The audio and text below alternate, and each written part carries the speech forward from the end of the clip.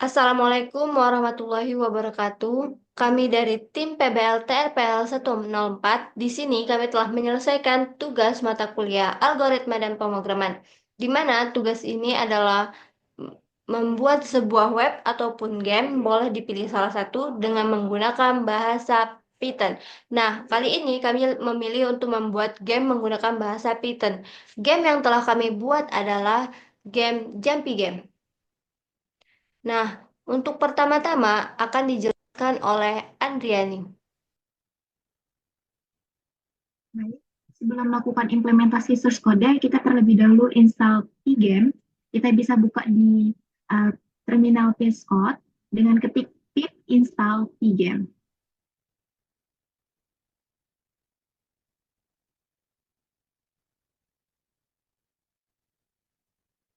Nah, sebelumnya karena kami sudah menginstal, jadi sudah ready. Baik, selanjutnya kita langsung ke folder aset. Sebelumnya, folder di sini tuh kami ada 4. Pertama itu terdapat folder aset ini ada background dan sound, lalu ada folder enemy, lalu ada folder jumpy, dan lalu yang terakhir adalah folder speedsign. Nah, di sini saya akan menjelaskan sintaks dari folder enemy. Nah, di sintaks folder enemy ini terdapat import library. Nah, import pygame untuk semua hal yang berhubung dengan game, dan import random itu untuk mengacak arah musuh. Lalu untuk kelas enemy, kelas ini tuh bikin objek musuh yang bisa bergerak dan beranimasi supaya bisa bergabung dengan grup sprite lainnya. Nah, di sini tuh kita diatur semua yang dibutuhkan saat bikin objek musuh seperti posisi dan tampilan awalnya. Dan untuk define variabel atau variabel awal, kita simpan informasi penting seperti gambar animasi dalam animation list. Lalu indeks gambar yang lagi ditampilkan di frame index dan arah gerakan musuh di direction.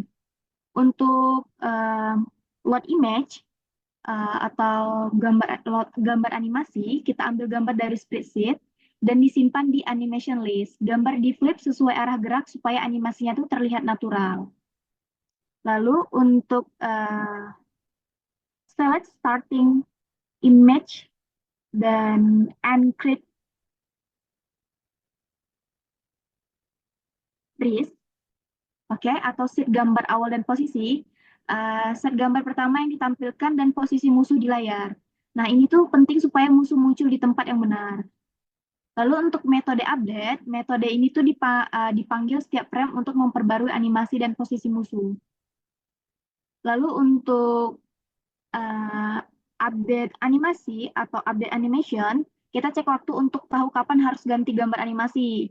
Ini tuh bikin animasi itu tetap halus dan tidak terputus gitu. Lalu untuk yang move enemy atau gerak musuh, itu musuh bergerak sesuai arah yang ditentukan dan juga ikut scroll ke bawah saat game itu berjalan. Lalu yang terakhir itu uh, move, maaf, itu cek keluar layar kalau nggak salah. If check if gone off screen. Nah, kalau musuh sudah keluar dari layar, kita hapus dia tuh supaya tidak membebani game. Nah, untuk itu mungkin sekian dari saya. Selanjutnya bisa dijelaskan oleh Putri Balkis.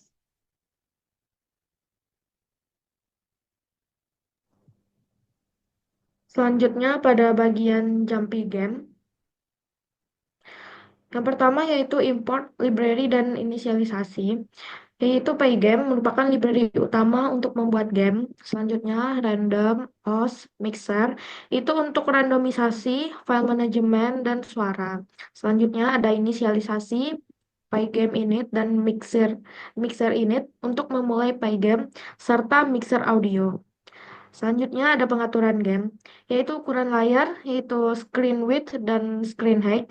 Selanjutnya, window dibuat dengan Pygame display, set mode diberi judul dan ikon. Selanjutnya, frame rate, clock tick fps untuk membatasi kecepatan game. Selanjutnya, audio, membuat musik serta efek suara. Nah, selanjutnya ada yang ketiga variabel game. Fungsi utama yaitu mengatur gravitasi, scrolling, jumlah platform, skor, dan status game. High score dibaca dari file score text. Selanjutnya ada warna, font, gambar. Warna didefinisikan sebagai tuple RGB. Selanjutnya pada font dibuat dengan Pygame font size font. Nah, selanjutnya ada gambar, membuat sprite dan latar belakang menggunakan Pygame image load. Selanjutnya ada fungsi pendukung. Pada draw text menampilkan teks di layar, lalu draw panel menampilkan score, dan drawback menggambar latar belakang dengan scrolling. Selanjutnya kelas pemain. Pada player mewakili pemain dengan metode. Selanjutnya move mengatur pergerakan, gravitasi dan deteksi tabrakan. Selanjutnya ada draw menggambar pemain di layar dengan orientasi yang benar. Selanjutnya akan dijelaskan oleh Yusril.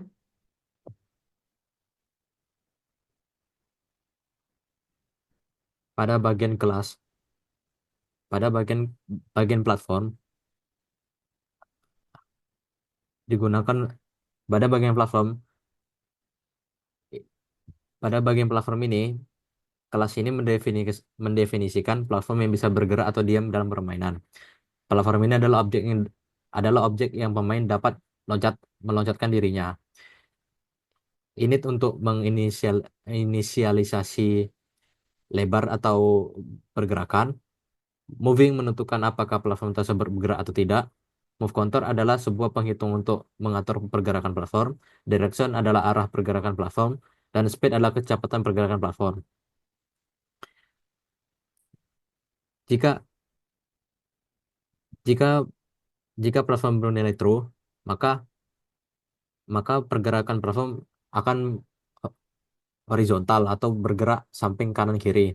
Dan jika dia menabrak tembok, dia akan berlawanan arah. Layar instan. Layar instan adalah untuk menentukan jarak lompat player. Sprite groups adalah untuk grup untuk menyimpan semua objek platform dan semua objek musuh. Uh, Starting platform atau platform awal adalah platform pertama yang ditambahkan di tengah bawah layar dengan ukuran lebar 100 kali 100. Loop permainan atau game loop. Program ini berjalan dalam loop permainan utama, di mana semua aksi dan pembaruan dilakukan. FPS untuk mengatur kecepatan game. Scroll untuk memperbarui latar belakang dan platform yang akan datang. Max platform adalah untuk platform baru dibuat secara acak jika jumlah platform kurang dari max platform. Pembaruan musuh jika musuh dibuat skor dari 2000, musuh bergerak berdasarkan pembaruan yang dilakukan pada grup musuh. Skor dan tampilan berdasarkan pergerakan pemain. Jika pemain bergerak ke atas, maka skor akan bertambah. Gambar dan panel. Platform musuh dan pemain digambar pada layar. Panel status juga digambar di layar. Game over adalah untuk jika pemain jatuh dari layar atau bertabrakan dengan musuh, permainan berakhir dan animasi game over ditampilkan. Restart permainan. Jika game over, pemain dapat menekan tombol space untuk memulai permainan lagi dari awal. Uh, high score adalah untuk menyimpan skor tertinggi dalam permainan ke dalam file skor txt. Sekian akan dilanjutkan oleh Putri Balkis. Selanjutnya pada spreadsheet, yaitu pertama init self image. Fungsi ini digunakan untuk menginisialisasi objek spreadsheet dengan gambar spreadsheet yang diberikan. Yang kedua ada get image, self, frame, width, height, scale, dan color. Nah, fungsi ini mengekstrak frame tertentu dari spreadsheet menggunakan parameter frame yang diberikan. Setiap frame memiliki asumsi ukuran yaitu width dan height. Selanjutnya build digunakan untuk menyalin bagian tertentu dari spreadsheet ke dalam surface yang baru. Selanjutnya gambar yang dihasilkan kemudian diubah ukurannya berdasarkan parameter scale. Dan yang terakhir set color key atau color digunakan untuk membuat warna tertentu menjadi transparan. Selanjutnya akan dijelaskan oleh Muna. Jadi saya akan menjelaskan secara singkat konsep game yang kami buat. Jadi Jumpy Game adalah game petualangan berbasis platform di mana pemain menghindari musuh dan bergerak di atas platform yang bergerak.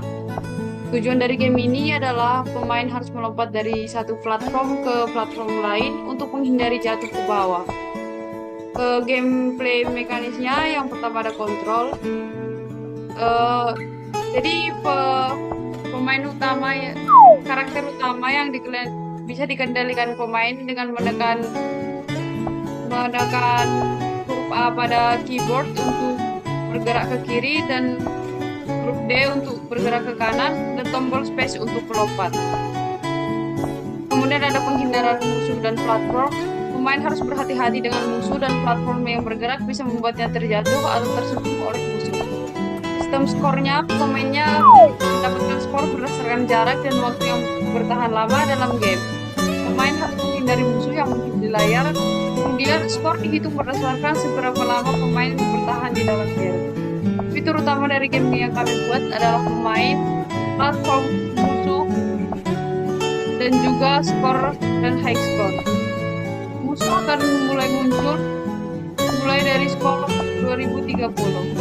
Sistem game over dan restart. Game over terjadi ketika pemain jatuh atau bertabrakan dengan musuh. Game akan berakhir dan muncul layar game over. Restart terjadi ketika pemain dapat menekan tombol space untuk memulai lagi dari awal dengan mengatur ulang skor, platform, dan musuh. Kesimpulannya, saya ulangi, sintaks Python dalam game ini melibatkan berbagai fitur dasar Python seperti pengelolaan file, struktur data, perulangan, percabangan, dan juga penggunaan objek atau kelas. Dan juga Pygame juga memberikan berbagai fungsi untuk menangani grafik, suara, dan input dari pengguna.